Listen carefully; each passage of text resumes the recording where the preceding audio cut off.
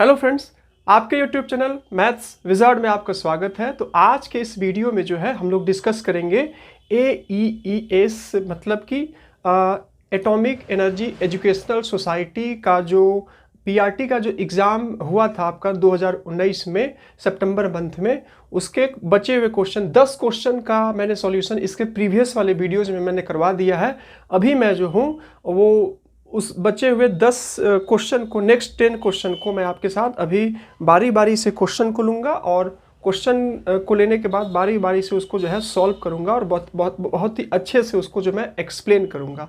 तो अगर आप इस पूरे मैथमेटिक्स के क्वेश्चन के सॉल्यूशन को समझना चाहते हैं तो आप मेरे इस वीडियो में जो है और शुरू से लेकर के लास्ट तक बने रहिए। मैं पूरी कोशिश करूंगा कि मैं आपको बहुत ही अच्छे से समझा सकूं। साथ ही साथ ये वीडियो जो है PRT जो एस्पिरेंट है, मतलब जो आने वाले AEES PRT एग्ज़ाम में जो अपीयर करेंगे उनके लिए तो महत्वपूर्ण है ही, उनके लिए तो इम्पॉर्टेंट है ही। साथ ही साथ और भी जो कैंडिडेट जो कि TGT पोस्ट के लिए, PGT पोस्ट के लिए अपीयर करेंगे आने वाले AEES एग्ज़ाम में, तो उनके जनरल पार्ट में जो मैथमेटिक्स का क्वेश्चन आएगा, तो ये सब क्वेश्चन मैथमेटिक्स का जो क्वेश्चन आएगा, तो ये सब क्वेश्चन में जो भी डिस्कस करूँगा वो सब क्वेश्चन जो है वो और भी कैंडिडेट TGT और PGT के कैंडिडेट के लिए ये क्वेश्चन जो है बहुत ही हेल्पफुल होगा। तो वो भी इस सेशन को देख सकते हैं और अपने कॉन्सेप्ट को क्लियर कर सकते हैं। तो चलिए हम लोग क्या करते हैं, क्वेश्चन को लेते हैं बारी बारी से और उसको सॉल्व करते हैं और डिस्कस करते हैं, ठीक है। तो आज मैं जो इस वीडियो में डिस्कस करने वाला हूँ वो है आपका, जैसा कि मैंने आपको बता ही दिया शुरू में, वो है आपका एटॉमिक एनर्जी एजुकेशनल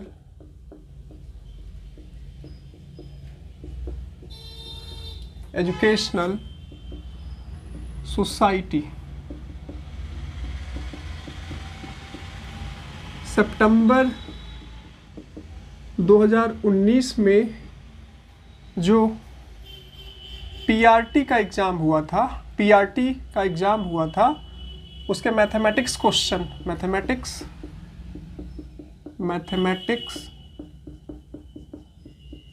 के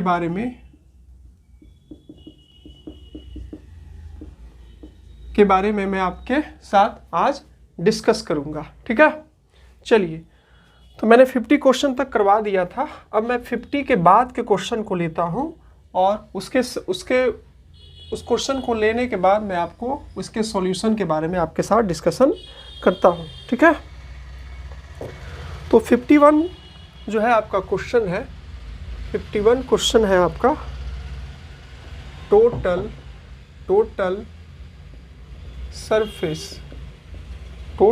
surface area of A solid conical object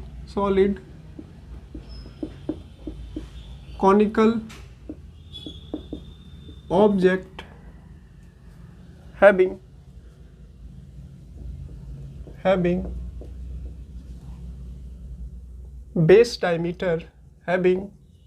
base diameter 10 centimeter and height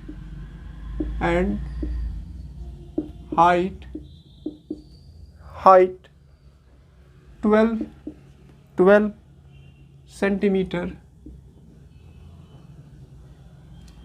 इसका ऑप्शन आपको दिया हुआ है, इसका ऑप्शन जो है ए ऑप्शन आपको दिया है 65 पाई, दूसरा आपको बी ऑप्शन दिया हुआ है 96 पाई, सी जो ऑप्शन है वो आपको दिया हुआ है 25 पाई और डी जो आपको ऑप्शन दिया हुआ है वो क्या दिया है आपका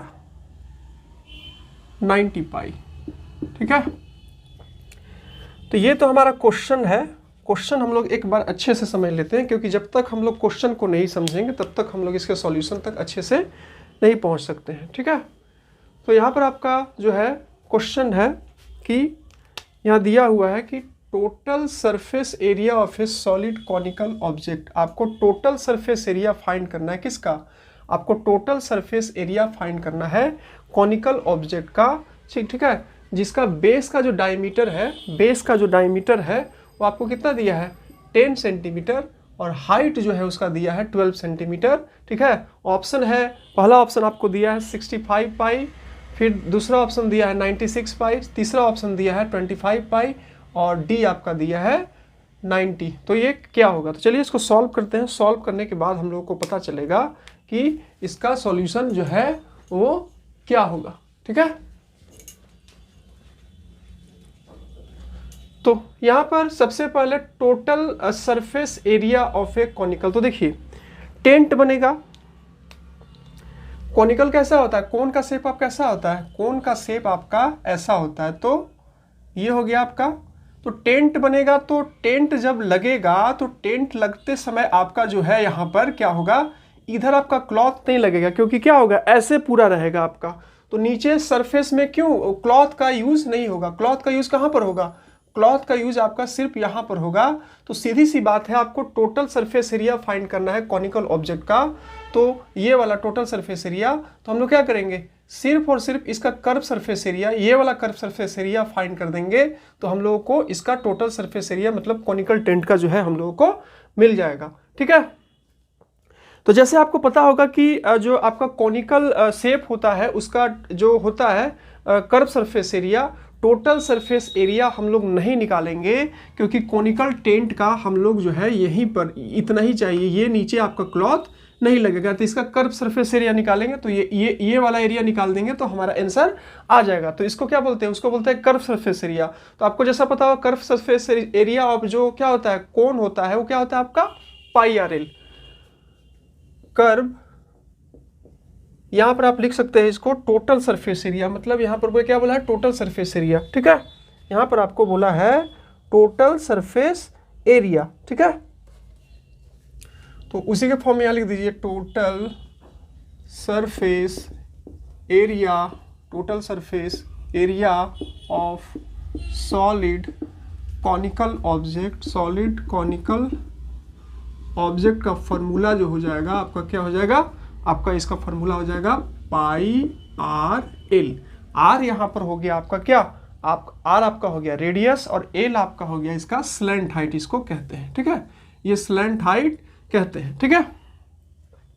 तो एल निकालने का आपको फॉर्मूला पता है। एल निकालने का फॉर्मूला होता है √h² प्लस r², ठीक है। तो यहाँ पर आपको क्या दिया हुआ है, कॉनिकल ऑब्जेक्ट का base of diameter. Base of diameter आपको दिया है कितना, डायमीटर आपको दिया है 10 सेंटीमीटर। तो रेडियस आप निकाल लीजिए। आपको पता है कि डायमीटर का हाफ जब करते हैं, डायमीटर का जब हाफ करते हैं तो हम लोग को क्या मिलता है, रेडियस मिलता है। तो 10/2 कर दीजिए, 10/2 कर दीजिएगा तो 5 आ जाएगा। तो 5 सेंटीमीटर आपका क्या हो जाएगा, आपका रेडियस हो जाएगा, ठीक है। और हाइट आपको दिया है 12। तो यहाँ पर आप इसका वैल्यू पुट कीजिए। वैल्यू जब पुट कीजिएगा तो एच आपका कितना दिया है, एच आपका है आपका 12, तो 12 का होल स्क्वायर, और आर जो है आपका दिया हुआ है अभी जस्ट निकाले वो 5 दिया है, ठीक है। ये आपका 5 हो गया। यहाँ पर 12 का स्क्वायर आपका क्या हो जाएगा 144, और 5 का स्क्वायर आ जाएगा आपका 25, फिर इसको कीजिएगा तो 169, और इसको जब कीजिएगा तो ऐड कीजिएगा, और 169 का स्क्वायर रूट आपका जो होता है वो क्या होता है आपका 13 होता है। क्या होता है आपका 13 होता है। तो इस तरह से आपका स्लैंट हाइट जो है 13 सेंटीमीटर आपका आ जाएगा, ठीक है।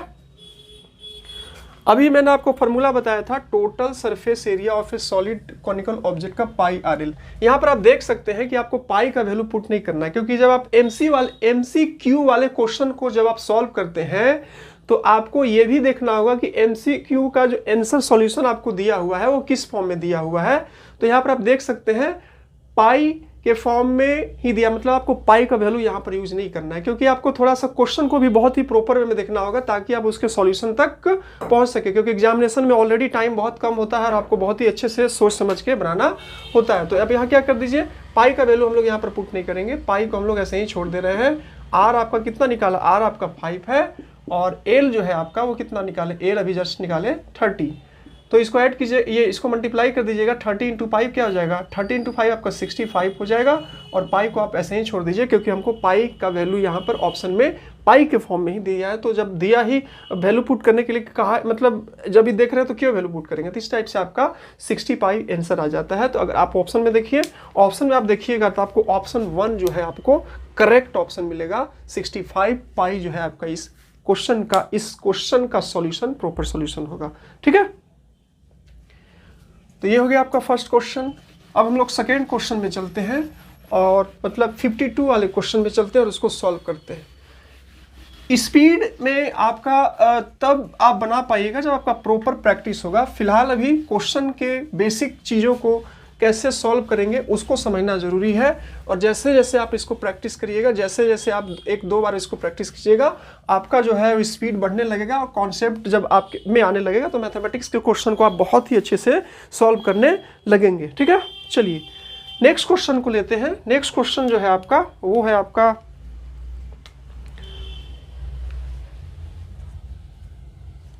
क्वेश्चन नंबर आपका है 52। ठीक है, क्वेश्चन 52 है। इसमें वो इसका स्टेटमेंट है आपका लिखा हुआ है, the count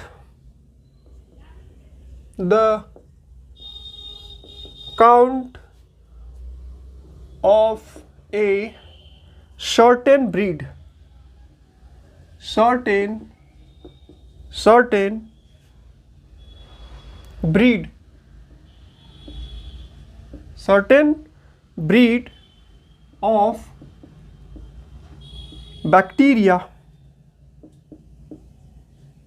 breed of bacteria was found to increase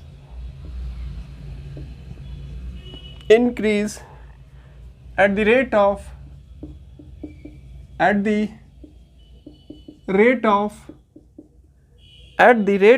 2% per hour. 2% per hour. Find the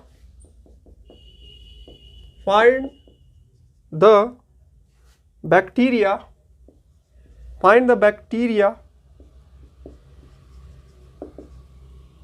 at the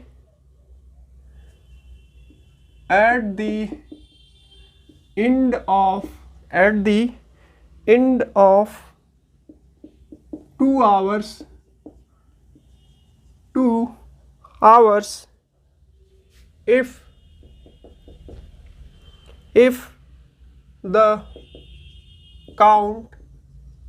if the count was initially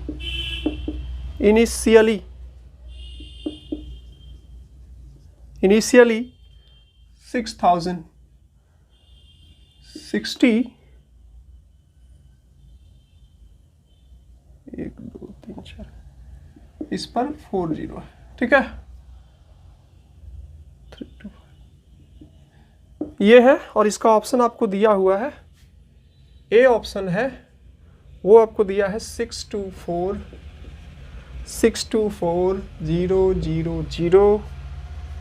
B वो ऑप्शन दिया है 624 240। ऑप्शन सी आपको दिया है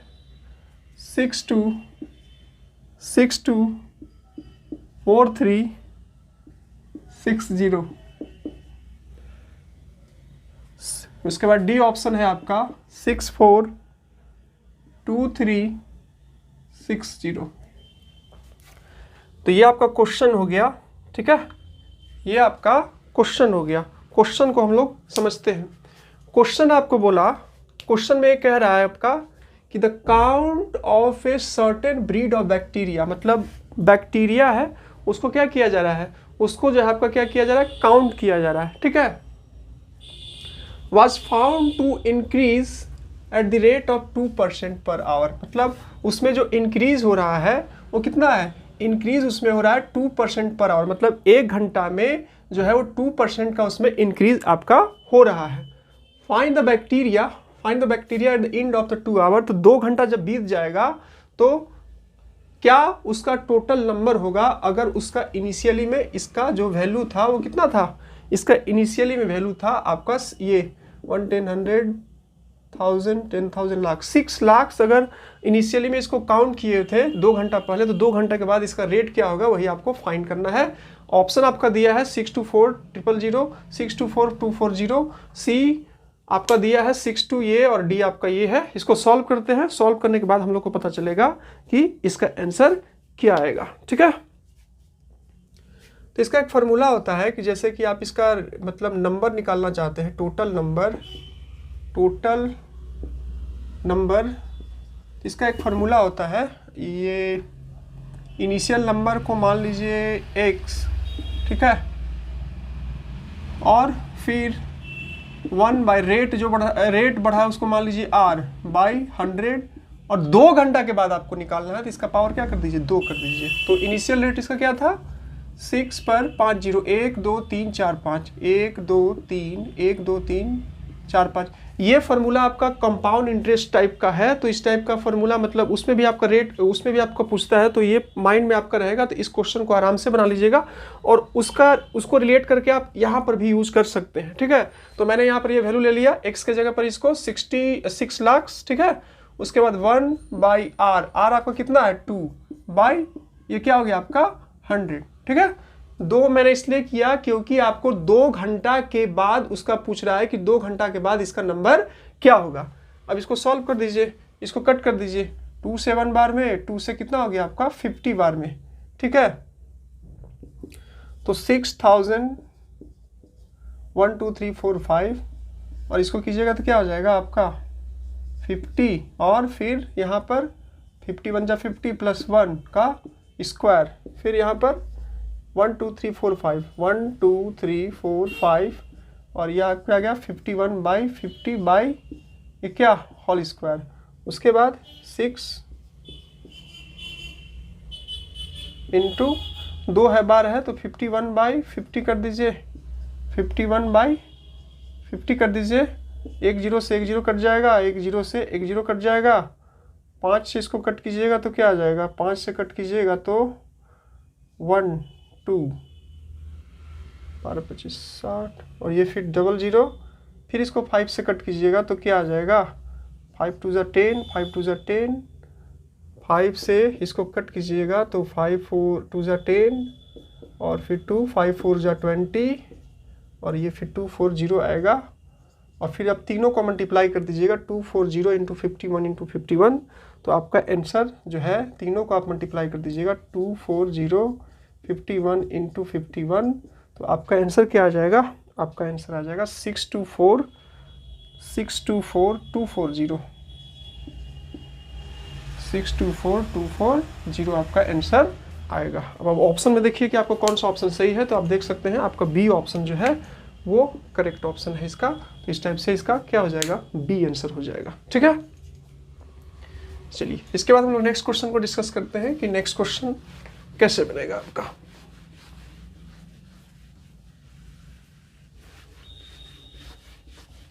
वीडियो पसंद आया तो वीडियो को लाइक कर दीजिए, चैनल से अगर हेल्पफुल मिल रहा है तो चैनल को आप सब्सक्राइब कर दीजिए, क्योंकि वीडियो को लाइक कीजिएगा तो इससे हम लोगों को मोटिवेशन मिलता है और भी कंटेंट बनाने का मोटिवेशन मिलता है और भी अच्छे अच्छे कंटेंट मैं आपको आपके सामने बना करके लाऊंगा और आपको प्रोवाइड करवाऊंगा।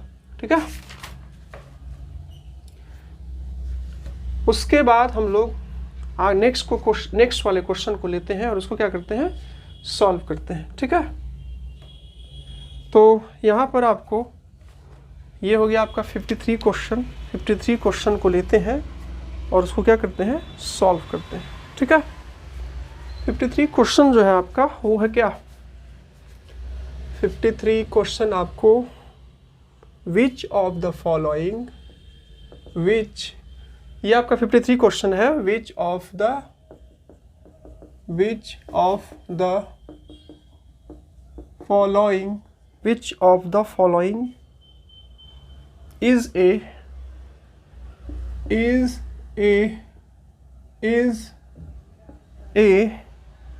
not a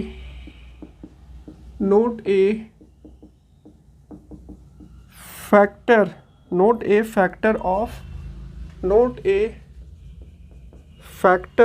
of ax square plus by square plus bxy plus axy। ठीक है, ऑप्शन है इसका आपका, पहला ऑप्शन है a प्लस बी, दूसरा ऑप्शन है आपका ax प्लस by, तीसरा ऑप्शन है x प्लस y, और चौथा ऑप्शन है वो क्या है आपका ए बी।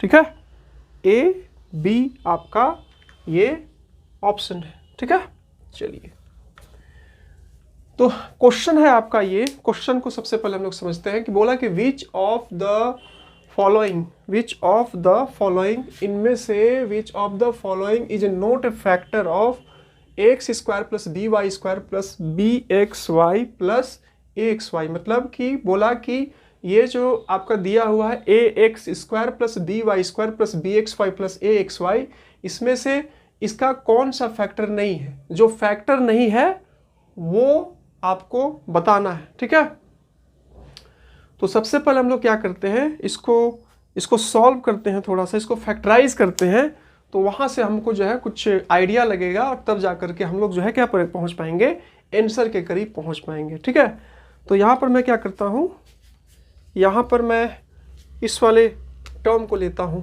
ठीक है, ये आपका दिया है A X square plus B Y square plus B x Y plus A x Y, ये आपका दिया हुआ है। ठीक है, इसको फैक्टराइज करने के लिए मैं क्या करता हूँ कि A X square plus B X square और ए एक्स वाई, ये वाले टर्म और ये वाले टर्म को मैं ले रहा हूँ ताकि ए और ये कुछ कॉमन निकल जाएगा, और उसके बाद मैं बी वाई स्क्वायर ये वाले टर्म को और ये वाले टर्म को एक साथ ले रहा हूँ। ठीक है, ये मैंने ले लिया। अब इस वाले टर्म और इस वाले टर्म में आप देखिएगा तो आप देख सकते हैं यहाँ से आपको क्या मिल जाएगा, यहाँ से आपको ए एक्स कॉमन मिल जाएगा। तो ए और एक्स मैंने यहाँ से कॉमन लिया तो क्या मिल गया आपको, यहाँ आपको मिल गया एक्स और ए और एक्स ले लिया तो क्या बचा आपका वाई बचा। उसी टाइप से आप इन दोनों टर्म में देखिएगा तो क्या हो जाएगा बी और क्या है वाई स्क्वायर वाई, तो वाई को मैंने कॉमन ले लिया तो क्या बचा आपका, यहाँ बचा आपका वाई और यहाँ क्या बचा आपका एक्स। ठीक है, इसको मैं एक और तरीका एक बार और लिख देता हूँ, ए एक्स प्लस वाई और फिर b y x plus y लिख दिया। अब उसके बाद ये कॉमन मैंने ले लिया तो यहाँ पर आपका x प्लस वाई कॉमन आया और ये x प्लस वाई कॉमन लेने के बाद आपका क्या बचा ए x plus B Y.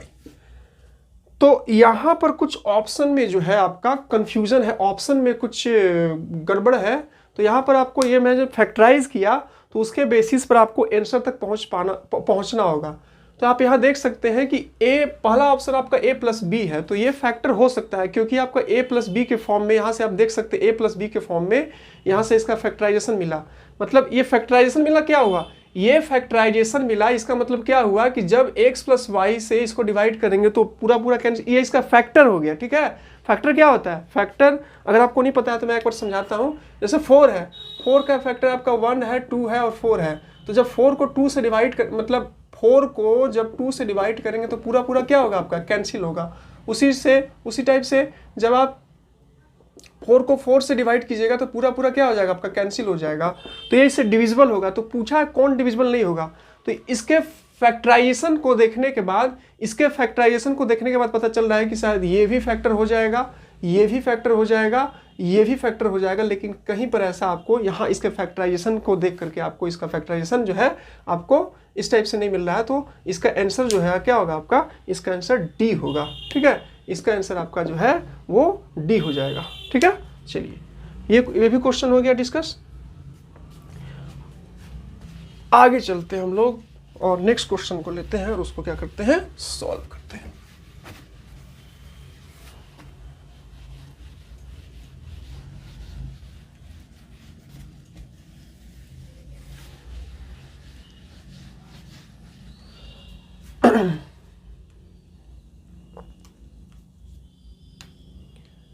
Next question है आपका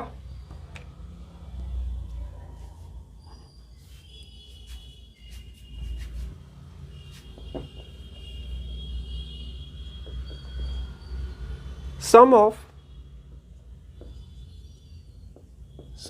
of infinite series, sum of infinite series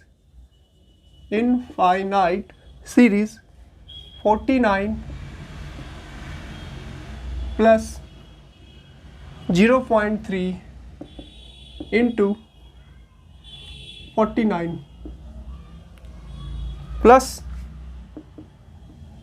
0.3 multiply 0.3 multiply 49 plus 0.3 multiply 0.3 और फिर 49 है प्लस डॉट डॉट डॉट है। इसका ऑप्शन है आपका क्या, फर्स्ट ऑप्शन है आपका 89, बी ऑप्शन है इसका आपका क्या 98 और इसका जो सी ऑप्शन है वो है आपका 8989 और डी ऑप्शन है आपका 18। ठीक है, तो ये क्वेश्चन जो है आपका 10th स्टैंडर्ड लेवल का नहीं है, ये क्वेश्चन जो है आपका थोड़ा सा अलग है। ये क्वेश्चन वैसे कैंडिडेट जो कि जिनका पीसीएम बैकग्राउंड रहा होगा 10+2 में फिजिक्स केमिस्ट्री मैथमेटिक्स, जो कि मैथमेटिक्स को पढ़े हुए होंगे, तो वहाँ पर एक चैप्टर एपीजीपी होता है, तो उसी से रिलेटेड ये क्वेश्चन आपका है। तो जो भी कैंडिडेट एपीजीपी के बारे में पढ़े होंगे इस क्वेश्चन को बहुत ही अच्छे से समझ जाएंगे, और जो कैंडिडेट जिनका पीसीएम बैकग्राउंड नहीं रहा होगा 10+2 में उनको थोड़ा सा परेशानी होगी। लेकिन आप एक दो बार इसको इस एक्सप्लेनेशन को अच्छे से समझ लीजिएगा, और एक दो बार अगर जब आप इसको प्रैक्टिस कर लीजिएगा तो आपको किसी प्रकार का कोई प्रॉब्लम नहीं होगा। तो चलिए इसके सॉल्यूशन की तरफ चलते हैं। ठीक है, तो यहाँ पर आपको सम फाइंड करने के लिए बोला है, इसका सीरीज आपको दिया है और सीरीज को आपको जो है क्या बोला है, इसका सम आपको फाइंड करना है। तो यहाँ पर देख सकते हैं कि यहाँ 49 था, यहाँ पर आपका 0.3 एक बार उसमें इंक्लूड हुआ, फिर आप देख सकते हैं 0.3 आपका जो है 2 बार क्या हुआ, 2 बार आपका इंक्लूड हुआ। ठीक है, फिर आपको 49 आया, उसके बाद ये 0.3 आपका 3 बार रिपीट हुआ, फिर 49। इसी टाइप से नेक्स्ट वाले स्टेप में जो है 0.9 ये 0.3 आपका जो 4 टाइम रिपीट होगा, इस टाइप से आपका रिपीट होते जाएगा। तो इसका आपको सम फाइंड करना है, ये सम फाइंड कीजिएगा तो इसका ऑप्शन में क्या आंसर आएगा वही आपको बताना है। तो ए ऑप्शन है 89, बी ऑप्शन है 98, सी ऑप्शन है क्या आपका 8989 और डी ऑप्शन है आपका 18। ठीक है, तो चलिए इसको सॉल्व करते हैं और सॉल्व करने के बाद देखते हैं कि इसका वैल्यू जो है आपका क्या आएगा। तो यहाँ पर ये आपका जो है जीपी में है। ठीक है, जीपी में क्या होता है आपका कि ये जो नंबर है आपका बढ़ते जाता है। एक बार आपके पास अगर आपके पास मैथमेटिक्स का बुक होगा 11-12 का, तो आप एपी जीपी वाले चैप्टर को निकालिएगा और जीपी वाला जो डिफिनेशन दिया है उसको एक बार आप बहुत ही अच्छे से प्रॉपर वे में देखिएगा, और उसके बाद जब इस क्वेश्चन को सॉल्व कीजिएगा तो आप बहुत ही आसानी से बना लीजिएगा। तो यहाँ पर आपका इस टाइप से क्या हो रहा है, आपका इंक्रीज हो रहा है, ये इसमें 0.3 आपका जो है रिपीट होते जा रहा है। ठीक है, तो यहाँ पर आप इसको आर यहाँ पर हम लोग फाइंड करते हैं। ठीक है, आर फाइंड करने के लिए हम लोग क्या करेंगे कि नेक्स्ट वाले टर्म को, ठीक है, ये आपका मान लीजिए, इसको मान लीजिए A1, इसको मान लीजिए A2, इसको मान लीजिए A3। तो यहाँ पर R को फाइंड करने के लिए एक बार जब आप 11th-12th के 11th वाले बुक को निकाल करके उसमें जीपी चैप्टर को देखिएगा तो उसका बेसिक आपको बहुत ही अच्छे से समझ में आ जाएगा। उसके बाद जब इस क्वेश्चन को सॉल्व कीजिएगा तो आपका क्वेश्चन ये बहुत ही आसानी से बन जाएगा। ठीक है, तो R फाइंड करने के लिए हम लोग करते क्या है, A2 मतलब नेक्स्ट आगे वाले टर्म को पीछे वाले टर्म से डिवाइड कर देते हैं। तो आपका मान लीजिए ये क्या टर्म था आपका, A2 क्या आपका 0. ये A1 था, ये आपका A2 हो गया, फिर ये वाला टर्म आपका A3 हो गया और इसके वाला टर्म A4 हो गया। तो A2/A1 ले लेते हैं, तो ये क्या हो गया आपका 0.3 इंटू 49 और फिर इसके पीछे वाला टर्म A1 क्या आपका 49। ये कट गया, क्या आपका आ गया, ये आपका आ गया 0.3। अब जो भी आपको टर्म दिया है उसको क्या करना है, टर्म जो दिया है उसको आपको इसका सम फाइंड करना है। क्या फाइंड करना है, इसका आपको सम फाइंड करना है कि जो सीरीज दिया हुआ है इसका सम क्या होगा। तो जो सम का जो इसका जो जीपी में दिया हुआ है इसका जो फॉर्मूला होता है सम ऑफ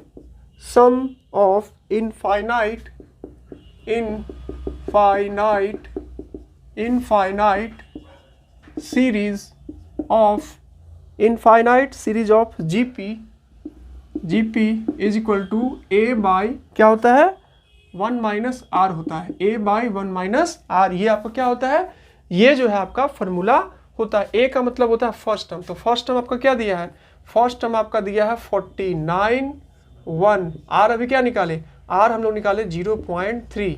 उसके बाद 49 1 और 0.3 को जब आप डेसिमल से इसको फ्रैक्शन के फॉर्म में चेंज कीजिएगा तो क्या हो जाएगा आपका 3/10। इसको भी आप 1/1 कर दीजिए। उसके बाद क्या हो जाएगा 49 फिर 1 और 10 का एलसीएम 10, 1 10 जा 10 10 और ये फिर 3। ठीक है, उसके बाद 49 10 में से 3 गया 7/10।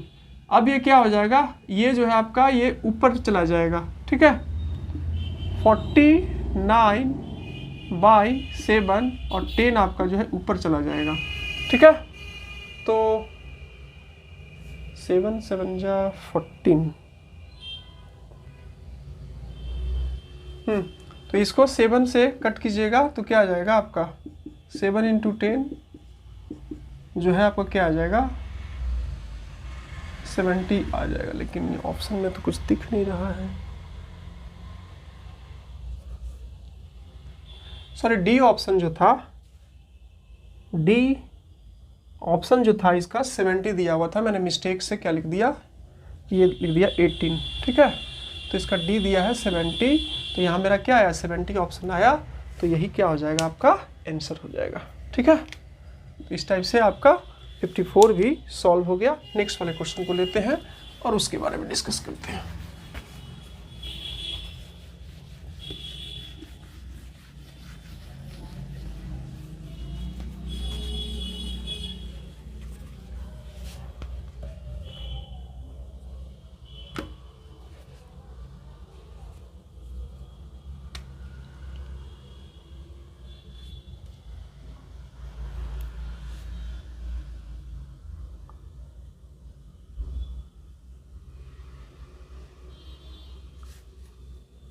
फिफ्टी 56 क्वेश्चन जो है आपका वो है if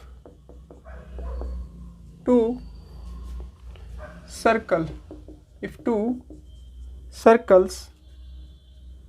arc of the same length arc of the same length arc of the same length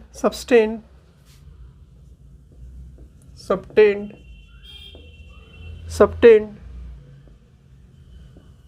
angles 26 degrees and 91 degrees at the center center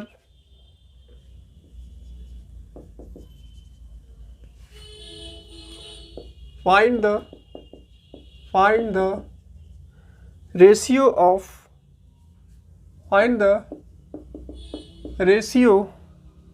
of their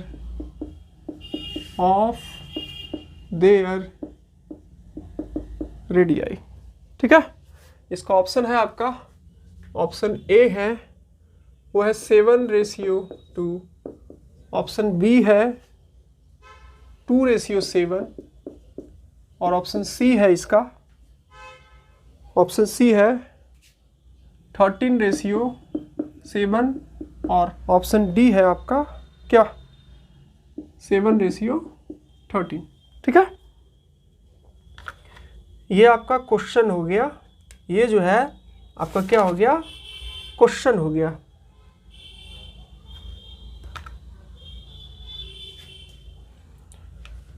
तो अब चलिए इसके सॉल्यूशन के ऊपर डिस्कस करते हैं। यहाँ पर आपको बोला क्वेश्चन के सॉल्यूशन को करने से पहले क्वेश्चन को समझ लेते हैं कि दो सर्कल आपका था और दो सर्कल का आर्क जो था वो क्या था, सेम लेंथ का था। आर्क जो था वो क्या था आपका, सेम लेंथ का था और सबस्टेंड एंगल 26 डिग्री, सबस्टेंड करता है एंगल 26 डिग्री और 91 डिग्री एट द सेंटर के ऊपर।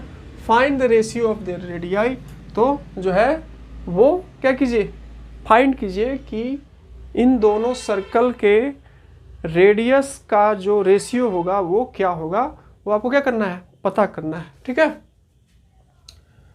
ऑप्शन आपका दिया है 7:2, बी ऑप्शन है आपका 2:7, थर्ड ऑप्शन आपका 13:7 और फोर्थ जो आपका है वो क्या दिया है 7:13 आपका जो है ये दिया हुआ है। तो सबसे पहले कुछ बेसिक हम लोग देख लेते हैं। ये आपका सर्कल होता है, सर्कल का ये जो पार्ट होता है कंटिन्यूअस फीट, आप ऐसे समझ सकते हैं जैसे कि बैंगल्स का मतलब क्या होता है, बैंगल्स का मतलब होता है चूड़ी। तो ये चूड़ी क्या होता है, चूड़ी आपका सर्कल के फॉर्म में होता है और जब आप चूड़ी को ब्रेक कर देते हैं, तोड़ देते हैं तो उसका जो एक पीस मिलता है आपको, जैसे ये पीस मिला तो इसी को क्या बोलते हैं, ये जो इस टाइप से आपको पीस मिलेगा उसको इसका आर्क कहते हैं। क्या कहते हैं, उसका आर्क कहते हैं। तो ये आर्क है और ये आर्क एक केस में जो है आपका क्या, एक केस में आपका 26 डिग्री का बना रहा है और दूसरे केस में आपका यहाँ पर 91 डिग्री का एंगल बना रहा है। कहाँ पर, सेंटर पर। तो आपको जो है फाइंड करना है कि इसके रेडियस का जो है रेशियो क्या होगा। ठीक है, चलिए चलते हैं। तो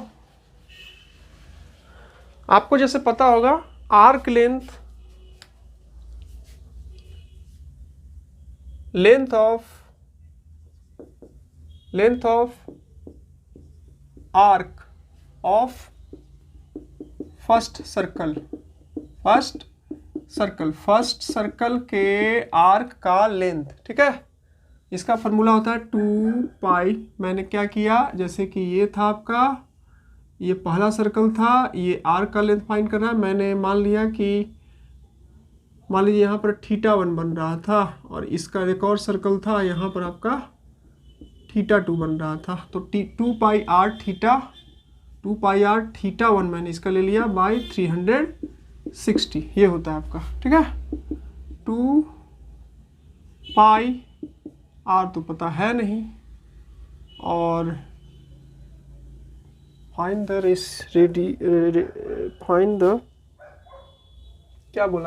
रेशियो ऑफ द रेडियाई का रेशियो क्या होगा, वही जो आपको क्या करना है, फाइंड करना है। ठीक है,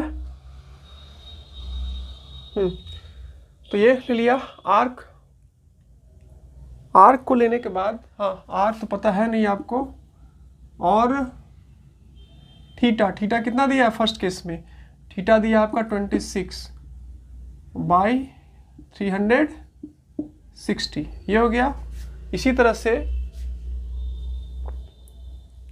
लेंथ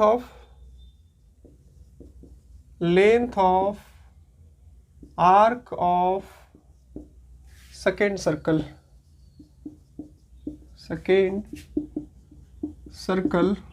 इसका भी क्या हो जाएगा 2 पाई r θ/2 बाई 360। 60 डिग्री। तो 2 पाई आर थीटा 2 की जगह पर क्या पुट करेंगे हम लोग, ये पुट कर देंगे हम लोग हाँ क्या दिया है 26 डिग्री और 91, तो ये 91 हो गया बाई 360। ठीक है। अब आपको क्या बोला था, अब आपको इसका रेशियो फाइंड करने के लिए आपको बोला था, क्या फाइंड करने के लिए बोला था आपको, रेशियो।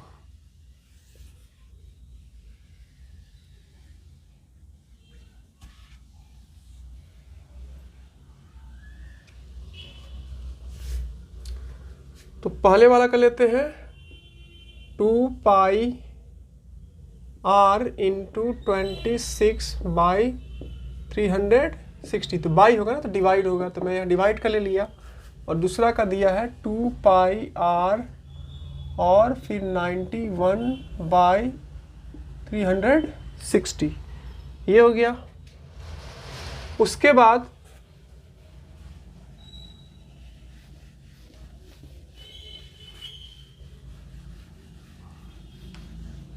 इसको मैं सॉल्व करता हूँ, तो जब तक मैं डिवाइड के ये आपका मल्टीप्लाई के फॉर्म, डिवाइड के फॉर्म में आपको दिया हुआ है, तो जब तक हम लोग इसको मल्टीप्लाई के फॉर्म में चेंज नहीं करेंगे तब तक आपका ये जो है वो नहीं होगा। तो 2 पाई आर इंटू 26 बाई 360, फिर हम मल्टीप्लाई के साइन में चेंज करेंगे डिवाइड को, तो आपको पता है क्या हो जाता है, रेसिप्रोकल हो जाता है। तो ये आपका 360 बाई 2 पाई आर इंटू 91, ये cancel, 2 cancel, pi cancel, r cancel, 13 2 जा 26 और 13 7 जा क्या हो जाएगा, 13 7 जा आपका हो जाएगा 91।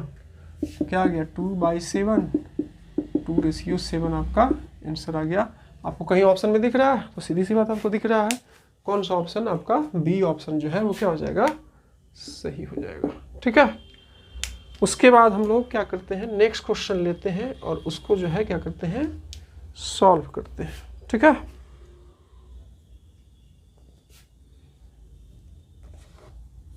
इसके बाद है आपका 57 क्वेश्चन।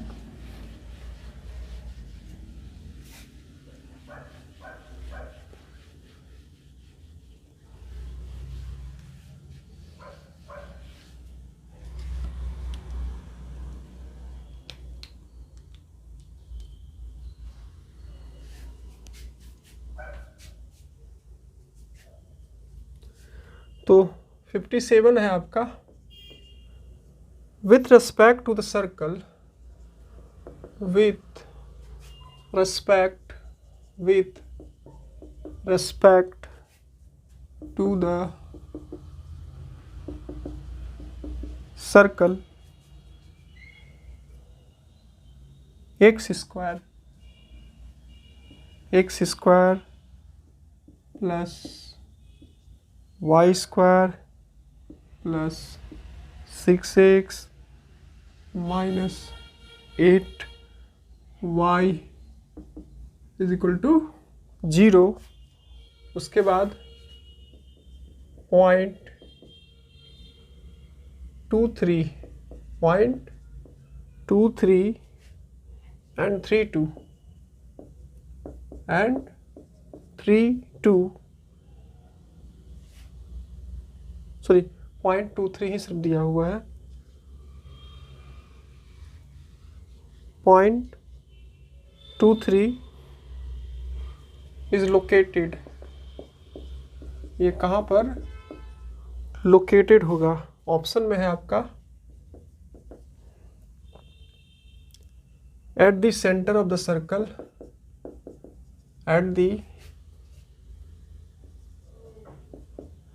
मैं डायरेक्ट आपका इसको सॉल्व करवा दे रहा हूँ। इसका ऑप्शन है, क्योंकि मेरे पास स्पेस नहीं बचेगा इसको बनाने के लिए, क्योंकि इसका ऑप्शन है एट दी, पहले मैं क्वेश्चन को एक्सप्लेन करता हूँ। यहाँ बोला कि आपको with respect to the circle, ये आपको सर्कल का इक्वेशन दिया हुआ है x square plus y square minus 6x minus 8y is equal to 0।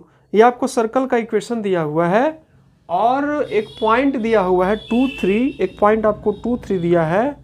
तो 2-3 जो पॉइंट होगा वो कहाँ पर लोकेटेड होगा, ये at the centre of the circle. मान लीजिए सर्कल है तो सर्कल के सेंटर पर क्या लोकेटेड होगा? On the circumference. इसको क्या बोलते हैं? इसको बोलते हैं सर्कमफेरेंस। तो क्या ये सर्कमफेरेंस के ऊपर होगा? इनसाइड द सर्कल, मतलब सर्कल का ये बाउंड्री है तो इसके अंदर में होगा, या डी ऑप्शन है आउटसाइड द सर्कल, यानी कि सर्कल के बाहर होगा। ठीक है, ये आपको ऑप्शन दिया हुआ। तो चलिए इसको जो है हम लोग क्या करते हैं, सॉल्व करते हैं और इसको जो है समझते हैं। तो फ्रेंड्स, ये भी जो पोर्शन है आपका अभी जो हम लोग डिस्कस करेंगे, ये भी पोर्शन जो है आपका क्लास 11th का है। ये है आपका इक्वेशन ऑफ सर्कल, एक चैप्टर है वहाँ पर सर्कल का, वहीं से ये क्वेश्चन लिया गया है। तो एक बार आप वहाँ पर 11th क्लास का बुक आप ओपन करेंगे और सर्कल एक चैप्टर होगा, इक्वेशन ऑफ सर्कल, वहाँ पर जाएंगे और उसको थोड़ा सा बेसिक को समझेंगे और बेसिक को समझने के बाद इस क्वेश्चन को सॉल्व करेंगे और साथ ही साथ इस सॉल्यूशन को देखेंगे, तो आपको बहुत ही अच्छे से समझ में प्रॉपर वे में आ जाएगा। ठीक है, तो यहाँ पर आपको इक्वेशन दिया हुआ है सर्कल का। यहाँ पर जो दिया हुआ इक्वेशन वो क्या है आपका, x square plus y square minus 6x minus 8y is equal to 0। उसके बाद जो इक्वेशन का फॉर्मूला होता है, equation of circle, equation of circle का फॉर्मूला जो होता है वो क्या होता है आपका, x square plus y square plus 2gx plus 2fy plus c is equal to 0। तो यहाँ पर आप जब सर्कल के, ये आपका इक्वेशन सर्कल का जो इक्वेशन होता है उसका फॉर्मूला होता है। तो जब आप यहाँ पर कंपेयर कीजिएगा तो आपको एक्स स्क्वायर मिल जाएगा, वाई स्क्वायर मिल जाएगा, 6x मिल जाएगा, 8y, लेकिन आपका यहाँ पर कांस्टेंट नहीं है। तो अगर आप इस सर्कल के इक्वेशन को देख करके इस इक्वेशन को मतलब इसके फॉर्म में लिखिएगा तो आप क्या लिख सकते हैं, आप लिख सकते हैं x square plus y square 6x 8y, और यहाँ पर आपका c के जगह पर कुछ नहीं दिया हुआ है तो c के जगह पर आप 0 लिख सकते हैं और उस इक्वल टू ये भी आप इसको इस टाइप से लिख सकते हैं। ठीक है, उसके बाद जो है यहाँ पर यानी कि c आपका क्या हो गया, 0 हो गया। तो जब आप यहाँ पर कंपेयर कीजिएगा, जैसे आप यहाँ पर g का वैल्यू फाइंड कीजिएगा और f का वैल्यू फाइंड कीजिएगा, तो क्या हो जा रहा है आपका, यहाँ से जब आप कंपेयर कीजिएगा तो 2gx, x वाला क्या आपका ये है, x वाला क्या है आपका, x वाला क्या आपका -6 है, x वाला जो है आपका क्या है -6 है। यहाँ पर हम लोग क्या किए, -6 ले लिए। ठीक है, कंपेयर कीजिएगा, x तो नहीं होगा, यहाँ -6 हो गया। उसके बाद g इज इक्वल टू -6/2, ये क्या हो गया आपका -3। इसी टाइप से अगर आपको f का वैल्यू फाइंड करना है तो क्या कीजिए, 2f इज इक्वल टू क्या हो जाएगा आपका, हो जाएगा यहाँ से कंपेयर कीजिए तो आपको मिल जाएगा -8, और इस टाइप से 2f इज इक्वल टू -8 मिल गया। और f का वैल्यू जब फाइंड कीजिएगा तो क्या होगा 8/2, और इसको कट कीजिएगा तो क्या मिल जाएगा आपको, -4 आपको मिल जाएगा। ठीक है, तो सेंटर जो होता है, जैसे कि आपका ये सर्कल का इक्वेशन दिया हुआ है, तो इसका जो सेंटर होता है वो क्या होता है, -g और -f होता है। तो यहाँ पर क्या दिया है -g, तो -g यहाँ है और g का वैल्यू क्या आपको मिला है -3, तो क्या मिल जाएगा आपको 3 मिल गया। g का ये यहाँ पर g के जगह पर 3। एक बार आप क्या कीजिएगा, 11th क्लास के बुक का सर्कल चैप्टर को देखिएगा, वहां पर आपको मिल जाएगा, आप वहां पर एक बार रिवाइज कर लीजिएगा, उसके बाद इस सॉल्यूशन को देखिएगा तो आपको बहुत ही 100% आपको जो है समझ में आ जाएगा। ठीक है, ये हो गया आपका। उसके बाद जो है क्या हो जाएगा, -f को लीजिएगा, तो -f का वैल्यू कितना है, तो -f है, तो यहाँ माइनस का साइन और फिर ये आपका हो जाएगा 4, यानी कि आपका सेंटर जो है वो 3 और 4, यहाँ पर सर्कल का सेंटर जो है आपको क्या आ जाएगा 3 और 4 आ जाएगा। अब यहाँ देखिए सेंटर आपको मिल गया। सेंटर मिलने के बाद ये पॉइंट आपको दिया है, क्या दिया आपका, ये पॉइंट दिया हुआ है, ये आपका निकल गया 3 और 4, और ये पॉइंट आपको क्या दिया हुआ था, देखिए पॉइंट आपको 2 3 दिया हुआ है। तो हम लोग क्या करेंगे कि इसका रेडियस निकालेंगे। इसका रेडियस निकालेंगे, इस सर्कल का रेडियस निकालेंगे, सर्कल का रेडियस निकालेंगे और सर्कल का रेडियस निकालने के बाद और उसके बाद इसका लेंथ फाइंड करेंगे। ये दोनों पॉइंट का डिस्टेंस फार्मूला से 3 4 और 2 3 के बाद इसका निकालेंगे। पहले हम लोग क्या कर लेते हैं, हम लोग सर्कल ये इसका रेडियस निकाल लेते हैं। सर्कल का इस रेडियस क्या होगा, तो रेडियस का फार्मूला होता है आपका, रेडियस का फार्मूला होता है, रेडियस का जो फार्मूला होता है वो क्या होता है आपका, G square plus F square minus C. G कितना दिया आपका, जी है आपका 3 का होल स्क्वायर, एफ क्या हो गया, एफ आपका दिया है 4 का स्क्वायर और क्या आपका, ये आपका सी तो आपका 0 दिया है तो 0 पुट कर दीजिए।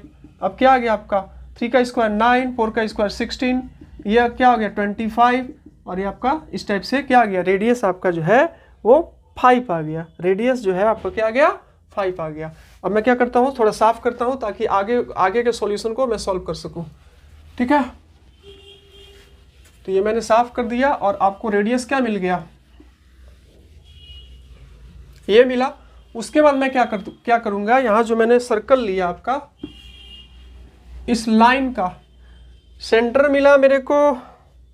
देखिए सर्कल है, सर्कल का सेंटर मेरा मिला को 3 और 4 और ये जो पॉइंट था 2 और 3, इसका लेंथ फाइंड करूंगा, इस पॉइंट का लेंथ फाइंड करूंगा। ठीक है, तो लेंथ कैसे फाइंड करूंगा, डिस्टेंस फार्मूला से। ये क्लास 10 का फार्मूला हो जाएगा x2 - x1 का होल स्क्वायर, y2 - y1 का होल स्क्वायर। तो मान लीजिए ये O है और मान लीजिए A है, तो इसको OA का लेंथ मैं फाइंड कर रहा हूँ। वो क्या होता है x2, तो ये देखिए कोमा है x1 y1 x2 y2, तो x2 क्या हो जाएगा 2 माइनस x1 क्या हो जाएगा 3 का होल स्क्वायर, y2 क्या हो जाएगा 3, y1 क्या हो जाएगा 4 का होल स्क्वायर। ठीक है, तो ये क्या हो गया आपका, ये जो है 2 - 3 क्या आ गया आपका -1 का होल स्क्वायर और ये भी आपका आ गया -1 का होल स्क्वायर।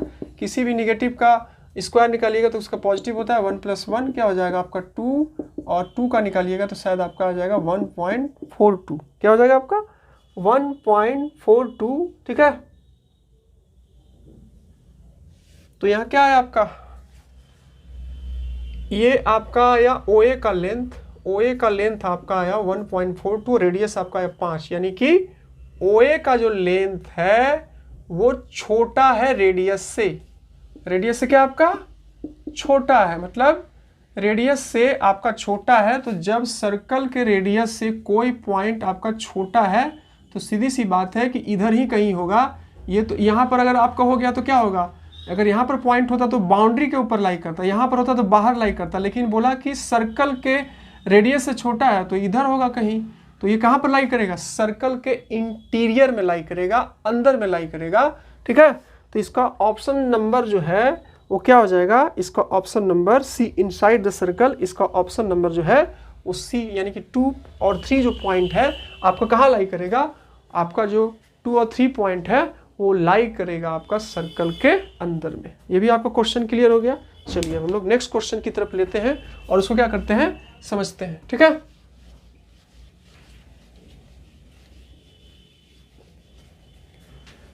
वीडियो अगर पसंद आ रहा हो तो वीडियो को लाइक कर दीजिए और चैनल से कुछ भी आपको हेल्प मिल रहा हो तो चैनल को सब्सक्राइब भी कर सकते हैं। चलिए आगे बढ़ते हैं हम लोग।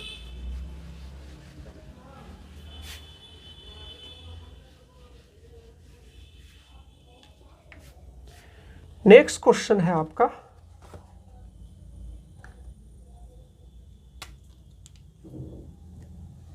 वो है आपका 58 नंबर, 58 क्वेश्चन है। ठीक है, वो क्या दिया आपका, equation of the straight line passing through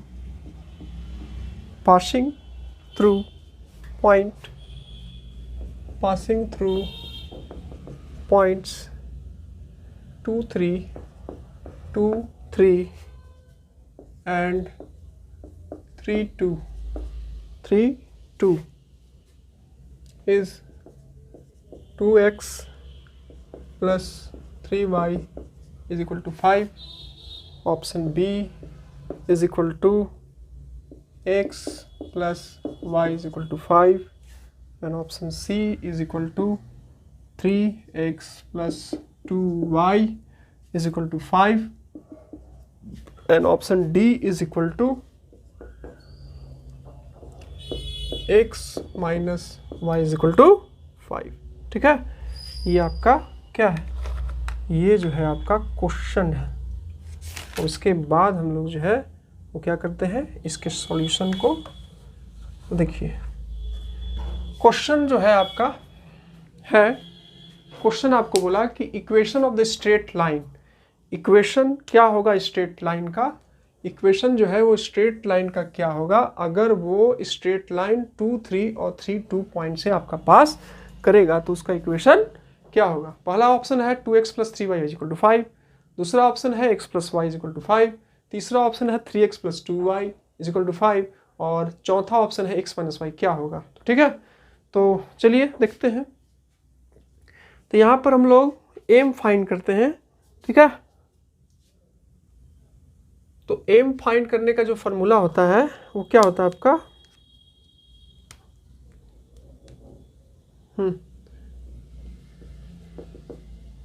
slope find करने का जो फॉर्मूला होता है, ये एम को स्लोप हम लोग कहते हैं, वो क्या होता है आपका y2 minus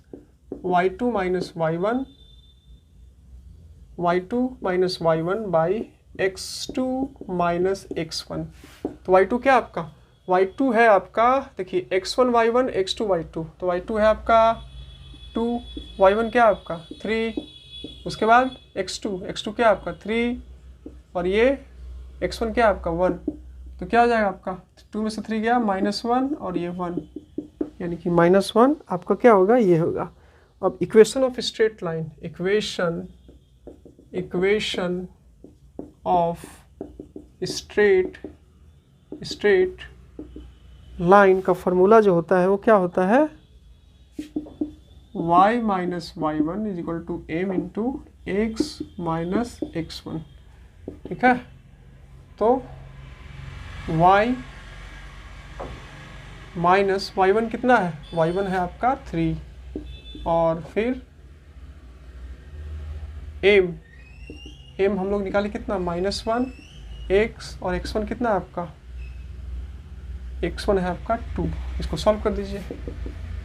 y minus 3 plus minus minus minus x minus minus plus, उसके बाद इसको इधर लिख दीजिए x प्लस 2 और फिर y माइनस 3, उसके बाद यहाँ पर क्या हो जाएगा -x, इसको उधर लाइएगा तो क्या हो जाएगा -y, और फिर इसको इधर लाइएगा तो साइन का चेंज हो जाएगा +3, और ये तो आपका 2 है ही। ठीक है, x माइनस वाई 0 हो जाएगा, और ये हो जाएगा 5 इज इक्वल टू 0। उसके बाद जब आप यहाँ से माइनस को कॉमन लीजिएगा, x प्लस वाई और यहाँ -5 इज इक्वल टू 0, तो आ जाएगा आपका x plus y minus 5 is equal to 0। फिर इसको सिंप्लीफाई कीजिएगा तो x plus y is equal to 5 आ जाएगा। कहीं आपको दिख रहा है, सीधी सी बात, आपको ऑप्शन बी जो है दिख रहा है, तो बी आपका ये करेक्ट ऑप्शन हो जाएगा। ठीक है, ये भी क्वेश्चन सॉल्व हो गया। नेक्स्ट क्वेश्चन को लेते हैं और उसको भी क्या करते हैं, सॉल्व करते हैं और उसको समझते हैं। चलिए,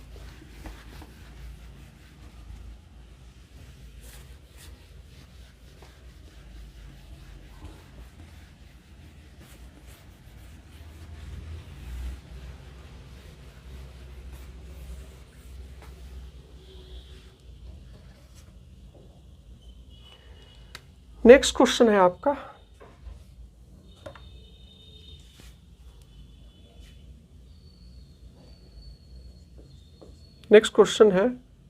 the difference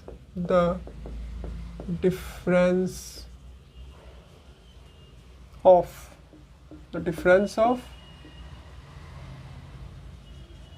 squares of two natural two natural number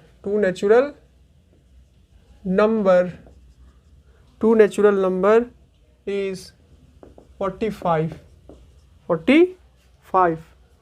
The square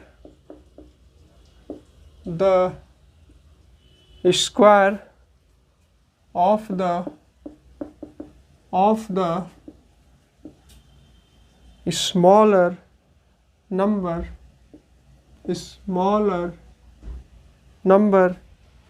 is 4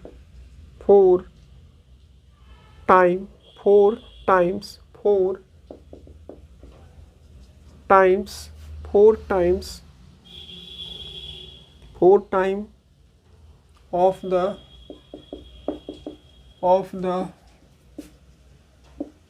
larger number. Find the number. Find the number. ठीक है। ऑप्शन ए है आपका 8 and 16, बी है ऑप्शन आपका 10 and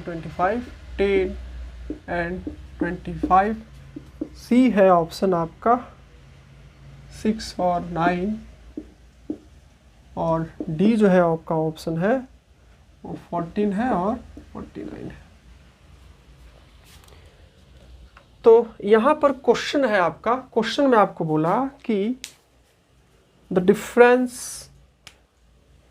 डिफरेंस है square of any two natural number का 45।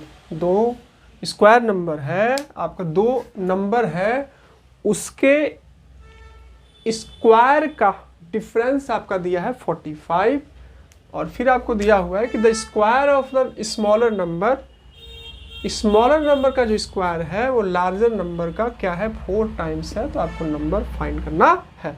Option है आपको 8 and 16, बी ऑप्शन है 10 और 25, सी ऑप्शन है 6 और 9, और डी ऑप्शन है आपका 40 और 49। ठीक है, इसको आपको सॉल्व करना है और उसके बाद करना है। चलिए देखते हैं हम लोग solution. Let larger number is equal to x, smaller number is equal to y। ठीक है, ये आपका दिया हुआ है। तो जब हम लोग एक बात का ध्यान रखिएगा, बहुत ही बेसिक चीज है लेकिन बहुत ही काम का चीज है। जब हम लोग ऐड करते हैं तो ऐड करते वक्त हम लोग ऊपर में बड़ा नंबर रख दें या नीचे में छोटा नंबर रख दें, कोई फर्क नहीं पड़ता है। लेकिन जब हम लोग सब्ट्रैक्ट करते हैं तो याद रखिएगा, हमेशा सब्ट्रैक्ट करते समय जो है हम लोग क्या करते हैं, बड़े वाले नंबर में से छोटे वाले नंबर को सब्ट्रैक्ट करते हैं। मतलब पहले बड़ा नंबर होता है उसके बाद छोटा नंबर होता है।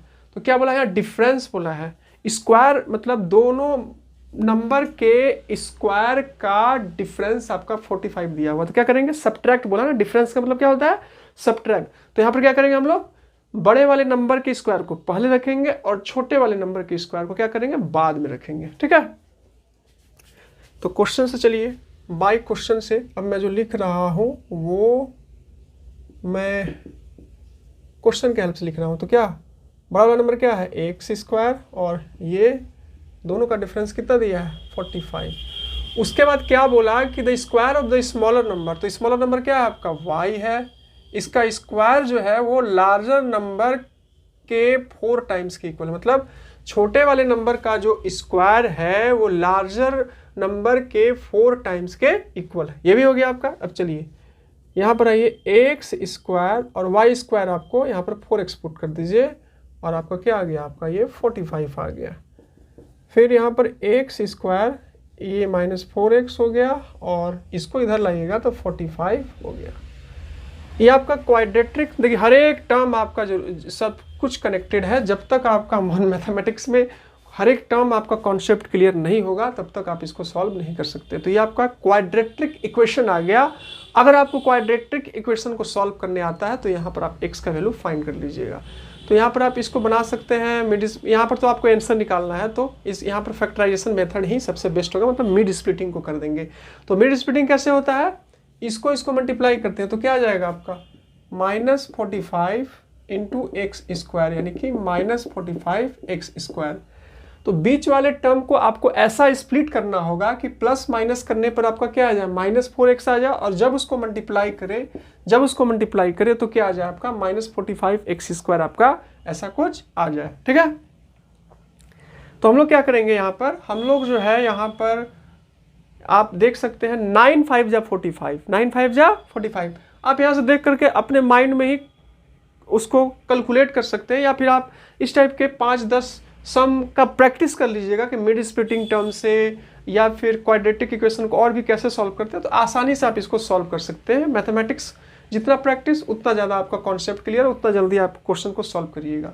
तो 9 5 जा 45 मेरे माइंड में क्लिक कर गया। अब मैं क्या करूँगा, यहाँ पर इसको स्प्लिट कर दूंगा। कैसे, देखिए मैं क्या करता हूँ, यहाँ पर x², फिर यहाँ पर मैं लेता हूँ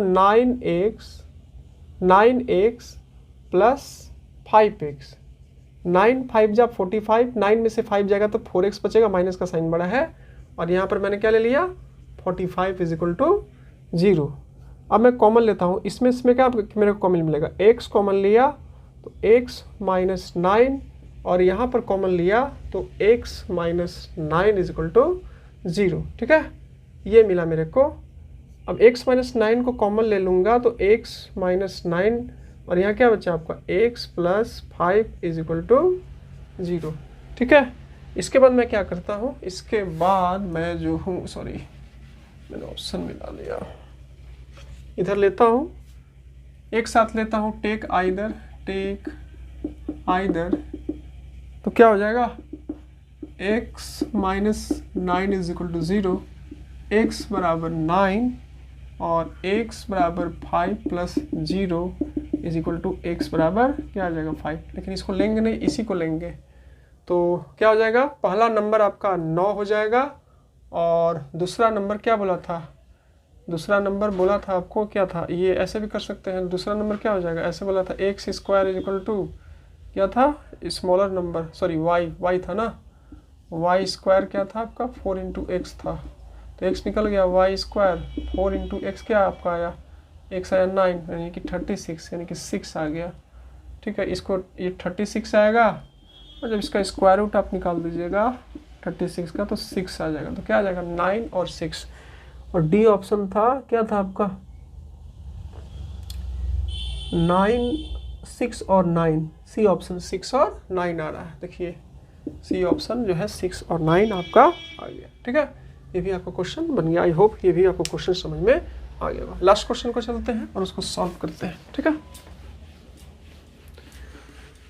ये मैं बेसिक बता रहा हूँ और यहाँ पर टाइम का कोई शॉर्टेज नहीं है। आप थोड़ा स्पीड में करेंगे तो यहाँ पर कोई आपका ये एसएससी या बैंकिंग का पेपर नहीं है कि आपको बहुत ही स्पीड में सॉल्व करना होगा। आपका बेसिक के फॉर्म में भी आप आराम से सॉल्व कीजिएगा तो आप मैथमेटिक्स के 10 क्वेश्चन 15 क्वेश्चन को, और टाइम भी आपका सफिशियंट है पीआरटी एग्ज़ाम में, तो आपका बेसिक के फॉर्म में भी बनाते हैं तो आप आराम से बना सकते हैं, उसमें किसी प्रकार का कोई दिक्कत नहीं होगा। लेकिन यही आपका एसएससी या बैंकिंग का एग्ज़ाम होता है तो आपको इस टाइप के क्वेश्चन को सॉल्व करने के लिए आपको ट्रिप्स और बहुत ज़्यादा प्रैक्टिस करना होता है, तब जा करके आप इस टाइप के क्वेश्चन को 15 सेकंड में 10 सेकंड में आप सॉल्व कर पाते हैं, तब आप अटेंड कर पाते हैं। लेकिन यहाँ पर टाइम का कोई शॉर्टेज नहीं है तो आप बेसिकली भी कीजिएगा तो आराम से कर सकते हैं। ठीक है, तो 60 लास्ट क्वेश्चन है।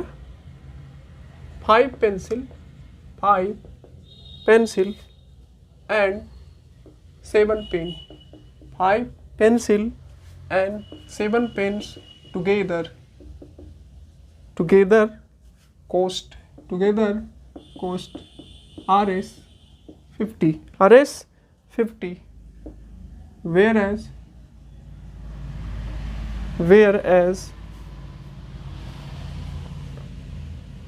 7 pencil and 5 pens together cost Rs 46, find the cost of find the cost of find the cost of one pencil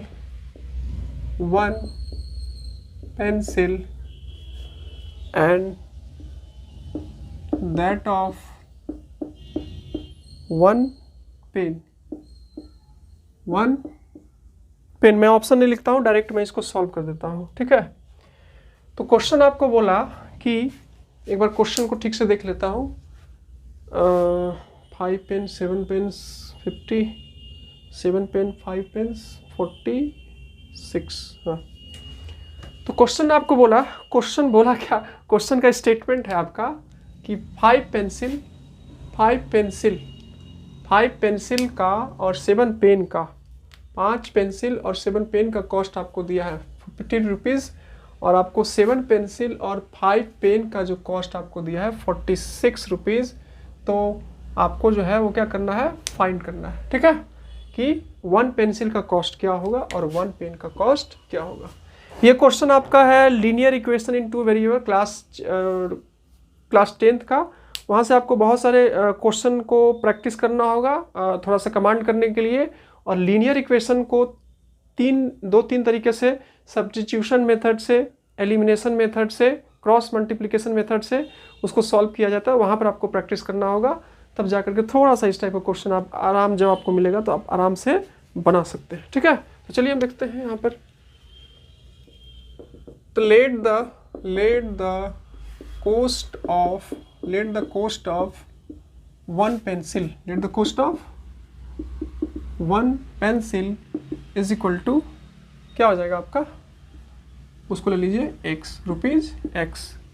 फिर cost of one पेन जो है वो क्या हो जाएगा, उसको y ले लीजिए। बाय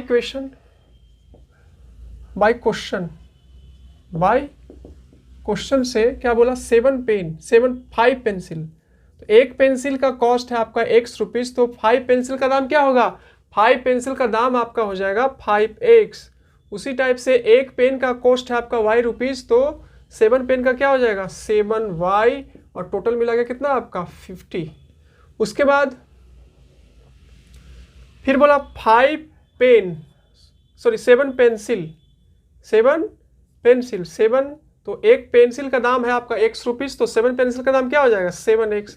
उसी टाइप से 5 पेन, तो एक पेन का दाम है y रुपीज़, तो 5 पेन का क्या हो जाएगा 5y, और इसका कॉस्ट कितना है 46 रुपीज़। तो देखिए यहाँ तक तो आराम से, मतलब ये इस टाइप के वर्ड प्रॉब्लम को थोड़ा समझना होता है और इक्वेशन के फॉर्म में चेंज करना थोड़ा सा ट्रिकी होता है, क्योंकि स्टेटमेंट में बहुत सारा मतलब समझना होता है। अब यहाँ के बाद आपका ये आ गया linear equation in two variable. Linear equation in two variable के क्वेश्चन को सॉल्व किया जाता है क्रॉस मल्टीप्लिकेशन मेथड से। ग्राफ वाला मेथड यूज़ करेंगे तो बहुत ज़्यादा टाइम हो जाएगा, क्योंकि हमको टाइम भी बचाना है और आंसर भी फाइंड करना है। फिर आपका हो गया एलिमिनेशन मेथड हो गया, फिर आपका सब्स्टिट्यूशन मेथड हो गया, ठीक है। तो आप क्या कीजिएगा कि आप क्लास 10th के chapter number 3 linear equation in two variable के वहाँ के कॉन्सेप्ट को निकालिएगा और उसको शुरू से देखिएगा, और इक्वेशन को कैसे सॉल्व किया जाता है उसके बारे में थोड़ा सा डिटेल में पढ़िएगा। तब आपको इक्वेशन को कैसे सॉल्व किया जाता है और भी अच्छे से और भी बेसिक समझ में। सिर्फ आपको वीडियो देखने से आपका सारा कॉन्सेप्ट क्लियर नहीं होगा, उसके साथ साथ आपको कॉन्सेप्ट के क्लियरिटी के लिए आपको बहुत सारा मेहनत भी करना होगा। यहाँ पर मैं एक ट्रिक से सॉल्व करता हूँ। जैसे x वाला यहाँ पर क्या है y है, और y वाला यहाँ पर x है। तो इस टाइप के इक्वेशन को सॉल्व करने के लिए एक बार इसको ऐड करेंगे, ठीक है। देखिए ऐड करते हैं, इसको ऐड करेंगे तो आपको एक मिलेगा, ऐड कर देते हैं, इसको ऐड कीजिएगा तो क्या मिल जाएगा 12x 12y, ये भी आपको वहाँ पर मिल जाएगा, और 96, ठीक है। x को कॉमन 12 को कॉमन ले लीजिएगा, 12 को कॉमन ले लीजिएगा तो x प्लस वाई बराबर 96। 12 से कट कीजिएगा तो क्या आ जाएगा x plus y is equal to 8। उसके बाद आप एक बार इसको सब्ट्रैक्ट कर दीजिए, 5x plus 7y is equal to 50। यहाँ पर क्या है 7x है, फिर 5y है, और फिर क्या है 46 है। इसको सब्ट्रैक्ट कर दीजिए, प्लस का माइनस, प्लस का माइनस, प्लस का माइनस, क्योंकि ऐड करते हैं तो साइन का चेंजिंग नहीं होता है, लेकिन जब सब्ट्रैक्ट करते हैं तो आपका साइन का चेंजेस होता है। 7 में से 5 गया 2, क्या बचा 2x।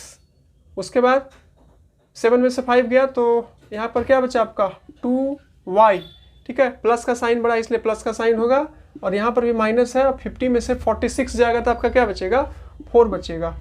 आप यहाँ पर देख सकते हैं 2 को कॉमन ले सकते हैं, तो 2 को कॉमन लीजिएगा तो आपका क्या बचेगा -x, यहाँ पर क्या बचेगा y, और यहाँ पर आपका क्या बचेगा 4।